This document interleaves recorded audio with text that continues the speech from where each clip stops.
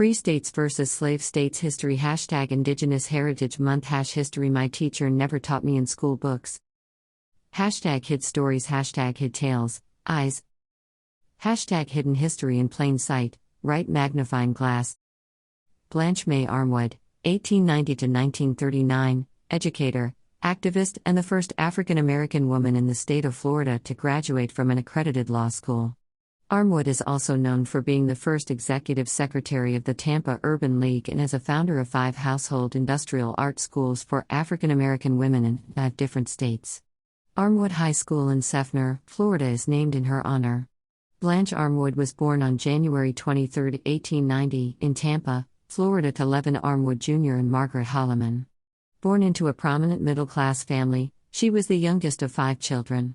Her mother was a skilled dressmaker and her father was Tampa's first black policeman in the late 1870s and a county deputy sheriff in 1895.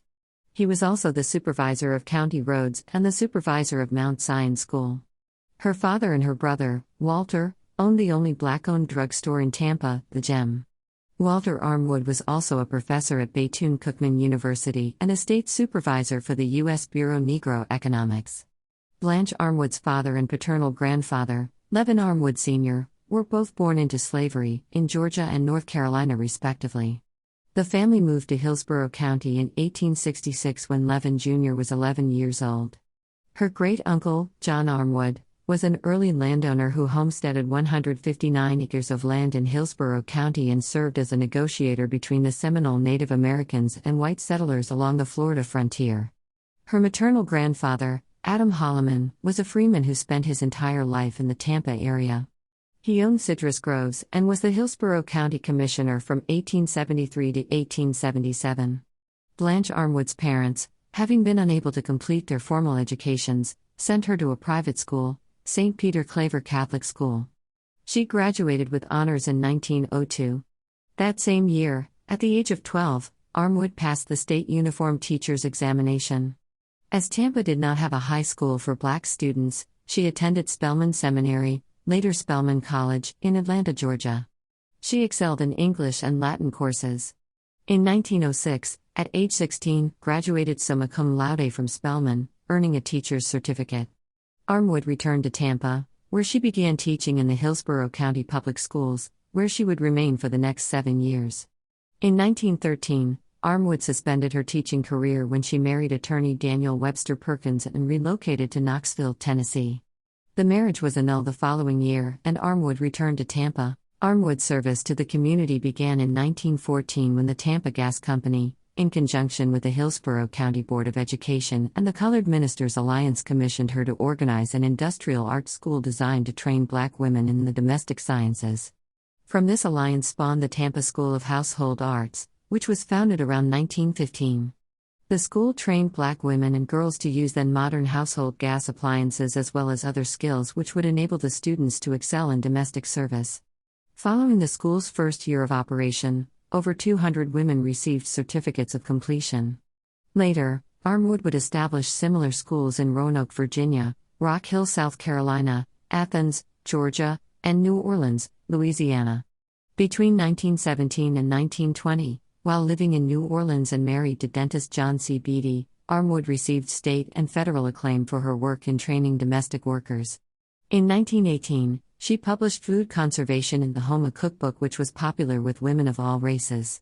The cookbook, published during World War I, had a particularly poignant introduction, stating that, "Every pound of white flour saved is equal to a bullet in our nation's defense."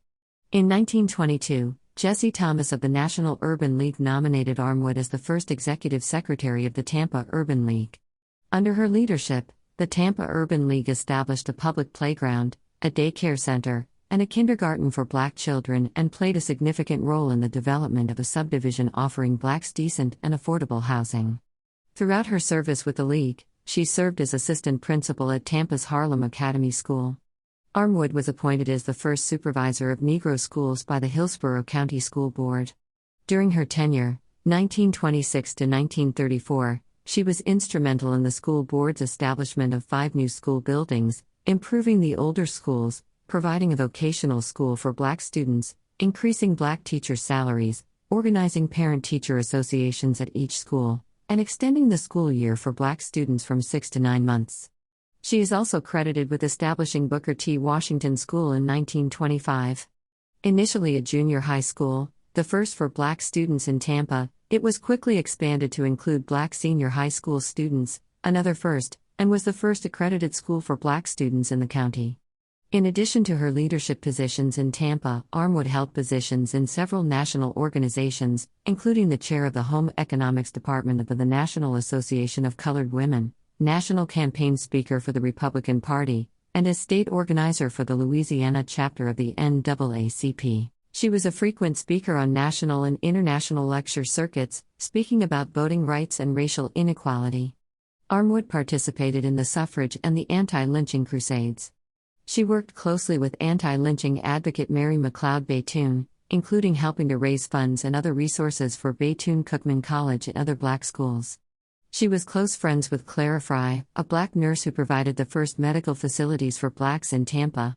Armwood raised funds for Fry and helped establish the first training program for licensed Black nurses and some of the first blood banks for Blacks in Florida. Her increased interest in politics and equal rights for Blacks and women led her to pursue a career in law. In 1934, Armwood enrolled in Howard Law School. She earned her Juris Doctor in 1938, making her the first Black female from the state of Florida to graduate from an accredited law school.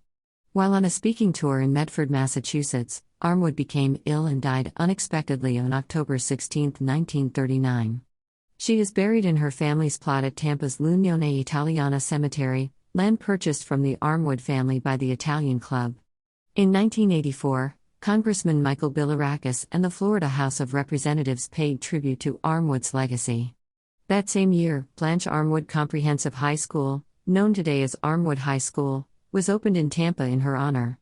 Armwood is also memorialized on historical markers for Booker T. Washington School and l'Unione Italiana Cemetery.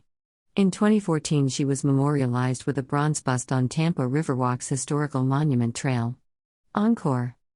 The revitalization of Tampa's Black business and entertainment district has renamed a street in Armwood's honor.